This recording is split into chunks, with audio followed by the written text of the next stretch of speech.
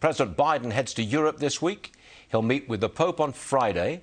Then he heads to Rome for the G20 Summit. That is Saturday and Sunday, I believe. And then he goes to Glasgow, Scotland on Monday for the UN Climate Summit. Ric Grenell joins us, former acting director of National Intelligence, no less. Ric, I'm being pejorative here, but I want to know, what is our president going to give away this time around?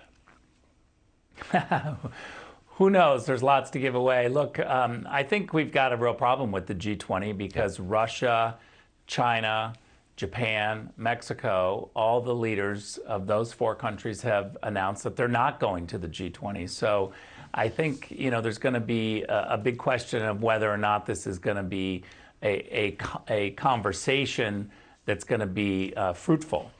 Certainly when you get to the talk of climate change, for instance, which they're supposed to talk about it at the G20 as well, you can't have that conversation without China in the room. You certainly can't have that conversation without Russia in the room.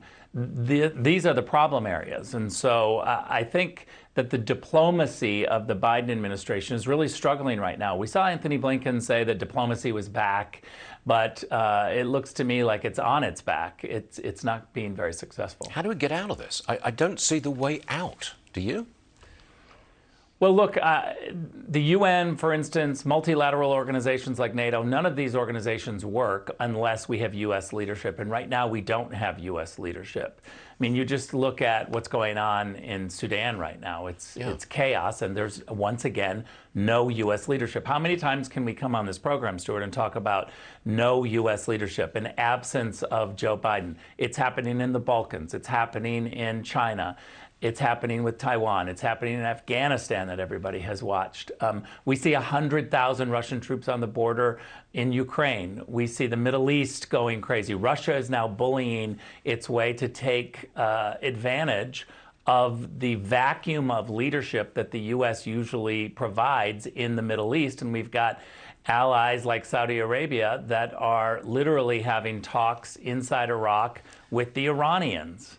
And I think that this is all a push from Russia, and it's only going to get worse when we don't have U.S. leadership. Would it be fair to say that the military overthrow of the government in Sudan, the prime minister has been arrested, I understand, did that happen because America is not exercising any leadership? I think 100%. I mean, look, we spend $1.5 billion through the UN on Sudan alone. And now, if you calculate that, American taxpayers pay 28%. That's $420 million, I think, if my math is right. And that alone for the Sudan means that we should have a better team in place that's watching these issues.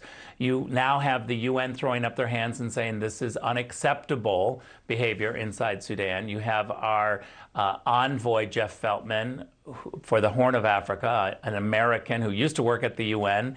Now he's back to working for the U.S. He's perplexed and he doesn't know what to do. I'm not even sure Joe Biden understands what's going on in Sudan right now. Certainly Kamala Harris doesn't know. Susan Rice is an expert on Africa in her own mind, so she should know exactly what's going on. But look, Stuart, we're spending $1 billion each for 4 different UN peacekeeping operations in Africa. Central African Republic, the Congo, Mali, and Sudan, each spending more than $1 billion. That means each $420 million of U.S. taxpayer dollars. We should pay attention to this stuff. We've got a big State Department, and we should exercise leadership before there's a military coup inside Sudan. We've had a long history of doing a lot of work in Sudan. I have worked on the issue of Sudan since 2001 when I arrived at the UN. I've worked with the presidential envoys for Sudan, multiple presidential envoys. This doesn't happen inside Sudan unless there's a lack of U.S. leadership. We keep talking about this, the lack of leadership and the mess overseas. And I think we're going to keep on talking about it because it'll happen again.